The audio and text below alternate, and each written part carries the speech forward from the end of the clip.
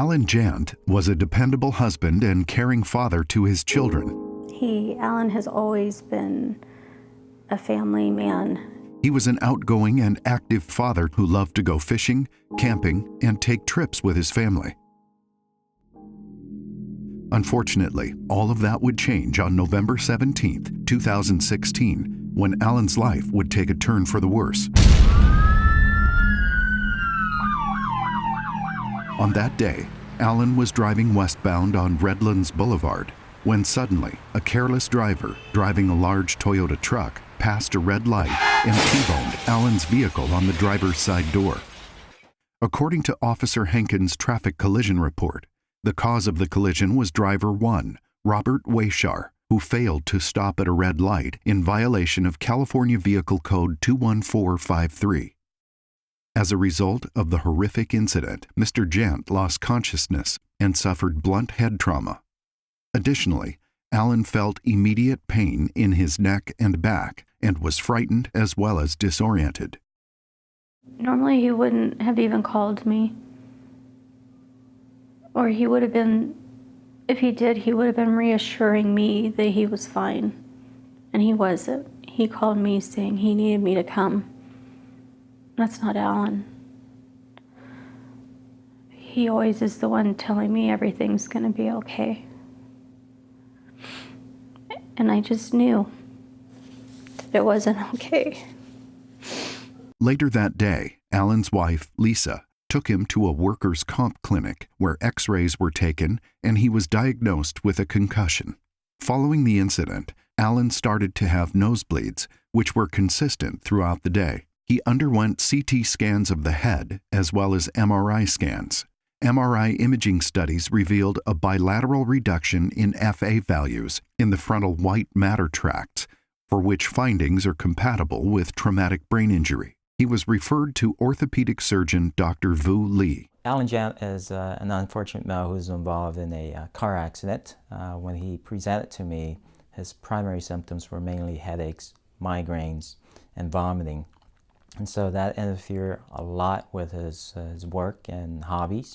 Because Alan noticed that his mental capabilities were not the same, neuropsychologist Dr. McSwan evaluated Mr. Jant. So we have this area in our brain, the frontal lobes, pretty much right here in the front, just as it's described. And Alan actually had positive MRI findings that were related to specific problems in the frontal area of his brain, or his frontal lobes. The frontal lobes control things like impulse control, problem solving, our ability to see the consequences of our actions. We're really seeing the manifestation of Alan's struggles related to his brain injury.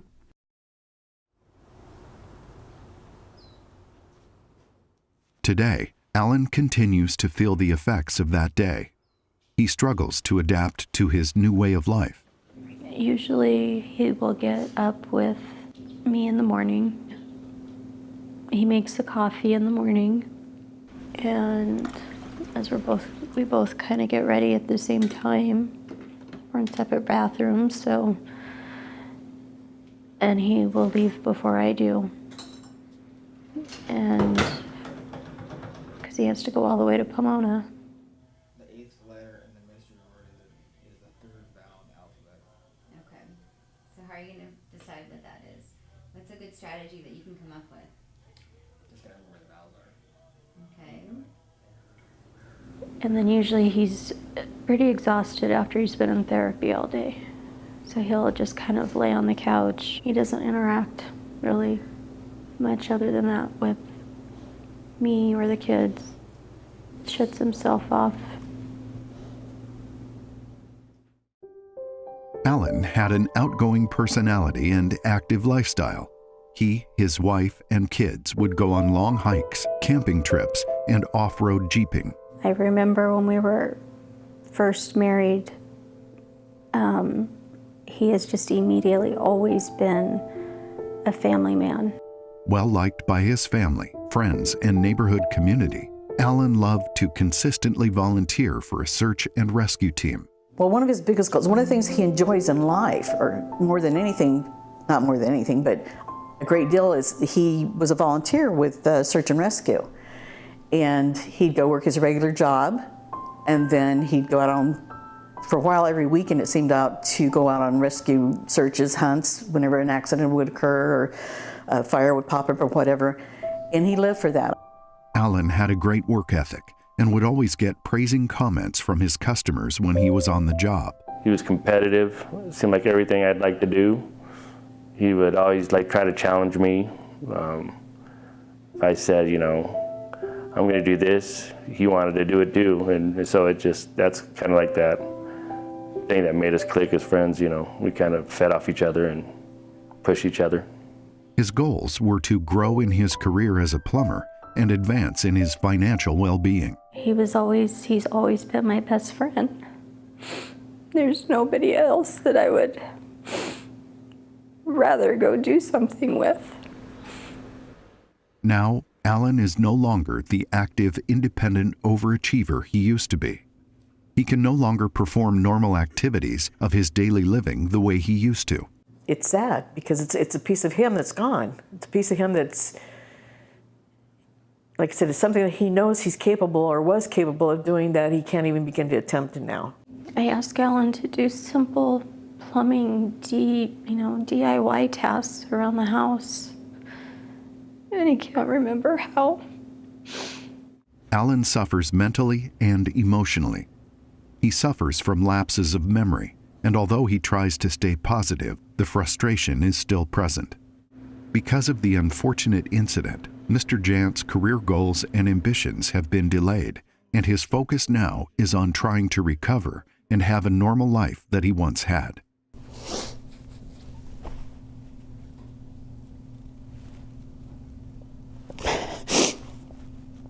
Like I said, it's just hard.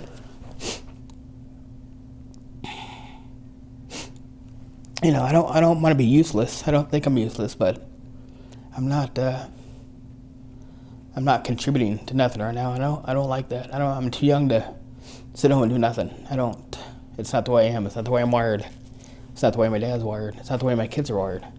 And I don't want to set them on that path. They're being not lazy, but I want them to work for everything. I want them to deserve it and work hard for it. And I tried doing that.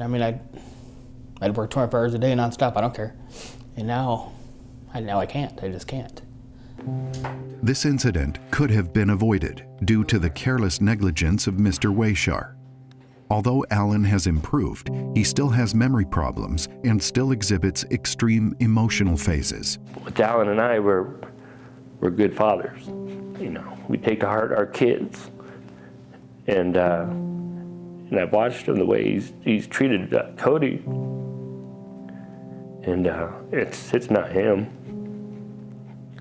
I'd say I kind of just have to be more on my toes because he's more of it's harder for him to kind of control emotions and judgment, so you kind of have to be a little bit more careful and just not to set him off or get in his bad side or anything. Since the accident, the things that I see with Alan on a personal basis is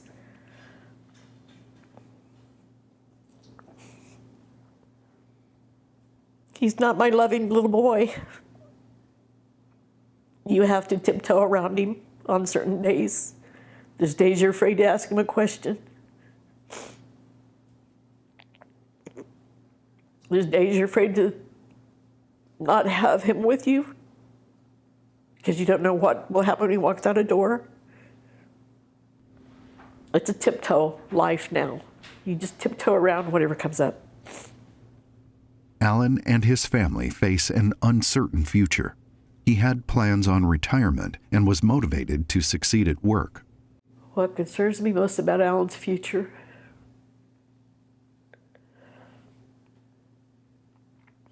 is there a future? Do we have to worry about there being a future for him? His personal and social life have been greatly diminished. Additionally, this ordeal has put a great amount of stress on his romantic relationship as well. He's not even the same person at this point. He has no memory of things. I feel sorry for what happened to him. I feel sorry for, it doesn't look like anything's improving, but mostly he's a family man. And so him being around his family and these problems are arising upsets me, because we're family people. Although things are difficult at the moment, Alan's family continues to support him as he continues to fight for the normal life he once had. He hopes that one day he'll be able to recover from the emotional and mental trauma that he sustained. His life will never be the same again. He was always so stable. Always kept me centered, and now he's not centered.